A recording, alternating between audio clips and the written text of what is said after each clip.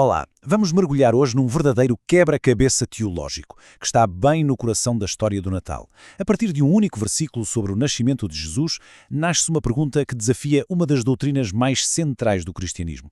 Vamos explorar uma perspectiva monoteísta e fascinante sobre a encarnação. Tudo começa aqui, com esta frase, dita por um anjo a José. O que está em Maria é do Espírito Santo.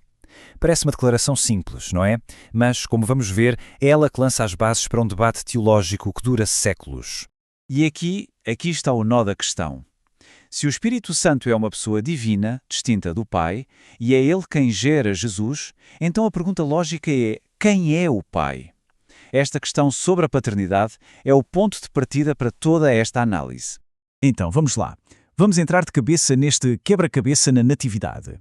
A perspectiva que vamos explorar argumenta que isto não é uma questão pequena ou secundária. Não. Isto é um dilema fundamental que vem direto do relato do nascimento de Cristo. E por que é um problema? Bem, dentro da visão trinitária mais tradicional, cria-se um dilema. Se Jesus é o Filho de Deus Pai, mas foi concebido pelo Espírito Santo, como é que se resolve esta aparente contradição? A análise que vamos ver propõe uma solução que olha para isto de um ângulo completamente diferente. E essa solução encontra-se no que se chama de perspectiva da unicidade. Em vez de haver um conflito entre pessoas divinas, esta visão oferece uma solução que é estritamente monoteísta e que basicamente rearranja todas as peças deste quebra-cabeça.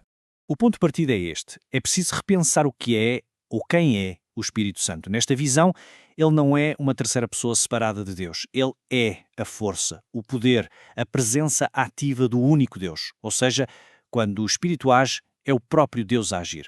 Olhem para esta comparação que torna tudo muito claro. De um lado, temos o modelo trinitário, três pessoas distintas. Do outro, a visão da unicidade. Um único Deus que se manifesta, que se revela, de formas diferentes. Como o Pai na criação, como o Filho para a nossa salvação e como o Espírito Santo na nossa vida. Não são três entidades, mas um só Deus, com três grandes formas de se mostrar a nós. Ok, mas de onde vem esta ideia de Deus manifestado em carne? Quais são as bases bíblicas para este argumento? Vamos analisar os versículos que são a espinha dorsal desta perspectiva. A primeira evidência-chave é, bastante direta. Deus foi manifestado em carne.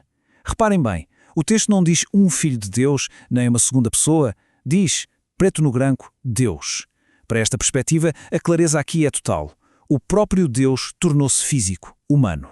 E esta ideia não está isolada. O Evangelho de João ecoa exatamente o mesmo pensamento. O Verbo, que no início do capítulo é apresentado como sendo o próprio Deus, fez-se carne. Mais uma vez, a divindade a assumir diretamente a forma humana. E para fechar este trio de provas, temos o nome profético de Jesus, Emanuel. O que é que significa? A própria Bíblia traduz Deus conosco. Não é um representante de Deus, não é um embaixador, é a presença do próprio Deus, aqui entre nós. Portanto, ao juntar estas peças, o argumento que se forma é o seguinte: estes versículos não estão a contar a história de uma segunda pessoa ser enviada numa missão. Estão a contar a história do único Deus, o Deus invisível, a tornar-se visível, a revelar-se de uma forma que a humanidade pudesse ver e tocar. E agora chegamos àquele que talvez seja o argumento mais impressionante e poderoso desta perspectiva. Um conceito que nos faz parar para pensar. O sangue de Deus. Esta passagem é absolutamente central para o argumento. Diz que a Igreja foi comprada com o seu próprio sangue, o sangue de Deus. Mas isto levanta uma questão quase física, certo? Como é que Deus, que é Espírito, pode ter sangue? A única forma desta frase fazer sentido, segundo este raciocínio, é se o próprio Deus assumiu um corpo humano, de carne e osso, para poder ter sangue para derramar. Ou seja, não foi o intermediário que pagou o preço pela humanidade. Foi o próprio Deus na pele de um homem. Então vamos resumir.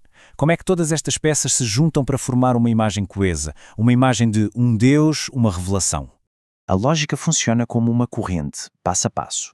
Começa com o Espírito Santo a ser o próprio Deus em ação, a gerar Jesus. Isso faz de Jesus a presença visível de Deus na Terra. E foi este mesmo Deus, nesse corpo humano, que pagou o preço com o seu próprio sangue.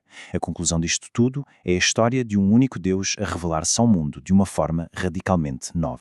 No fim de contas, o que é que esta perspectiva defende? Três ideias centrais e diretas. Primeira, há um só Deus. Ponto. Segunda, Jesus Cristo é a manifestação visível desse Deus invisível. E a grande ideia final, a encarnação não fragmenta Deus em várias pessoas, pelo contrário, ela revela a plenitude de Deus à humanidade. E isto deixa-nos com uma pergunta final, uma pergunta que vai mesmo ao cerne de todo este debate. A vinda de Cristo ao mundo foi um ato que dividiu a divindade em pessoas distintas, ou foi o ato supremo de um único Deus a revelar a sua natureza e o seu amor de uma forma que todos pudessem ver e compreender? É uma questão que, sem dúvida, fica para reflexão.